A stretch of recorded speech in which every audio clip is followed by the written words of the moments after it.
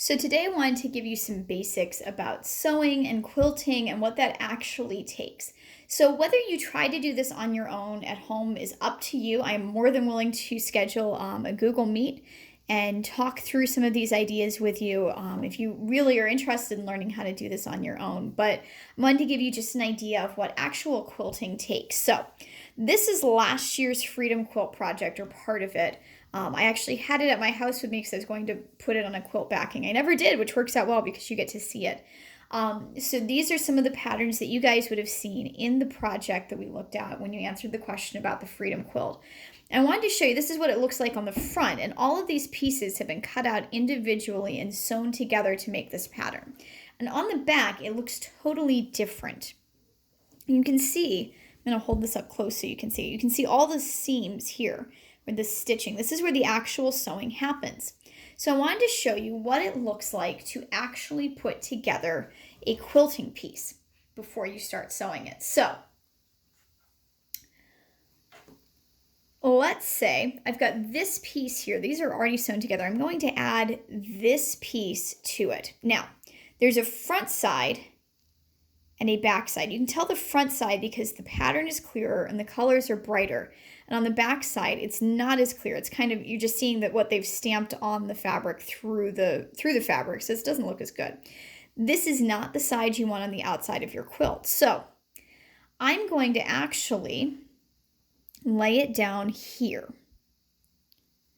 And I'm going to use these, which are called pins. There's little tiny silver dots in here, you can see them. And these are called pins. They have a flat head. Let me see if I can get it to focus. Ooh. Nope, I don't know if you can see it. There's a flat head right here. And then this end here is pointy. You don't want to poke yourself with it. And I'm going to put the part of the quilt I want to be showing together.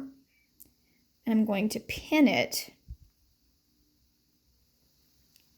like this, kind of right along this line. This is where my seam is going to go.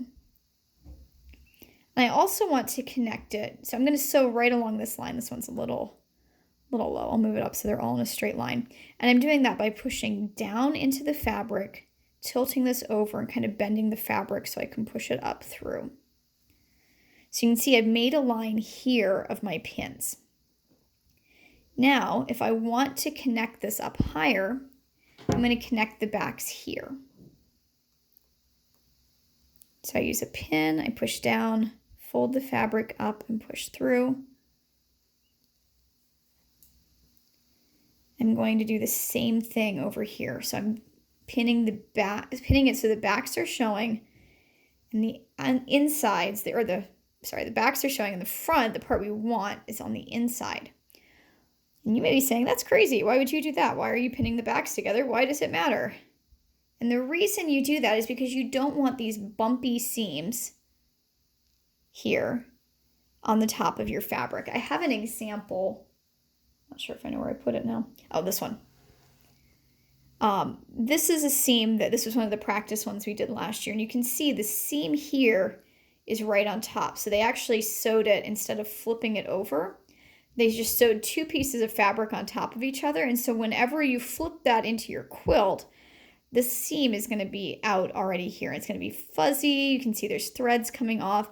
It's not comfortable. It's not cozy. And if you did that to your actual clothing, it wouldn't work very well. It would start to fall apart. So we don't want to do that.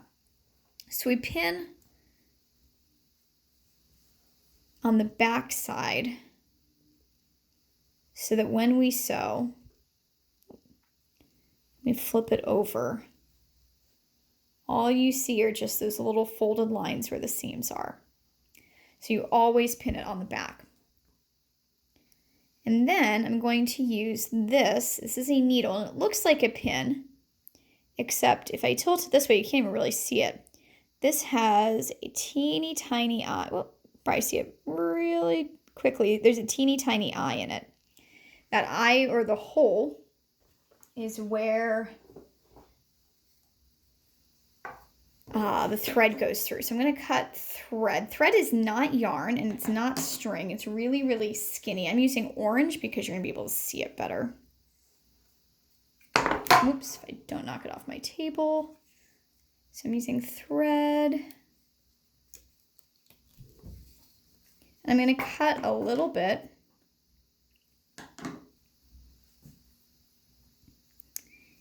And this part takes practice. If you have a mom or a grandma that is good at this would be really good to have them help you with. See if we can get it to focus here. There we go.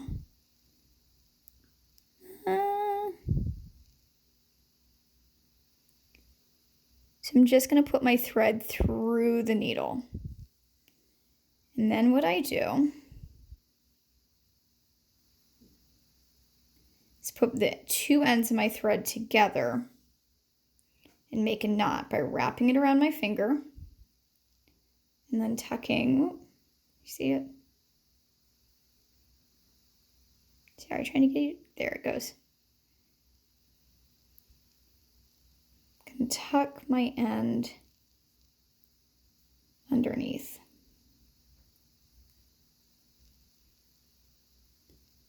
And tuck it through. Pull it tight. I'm going to do it twice so it's got a good solid knot.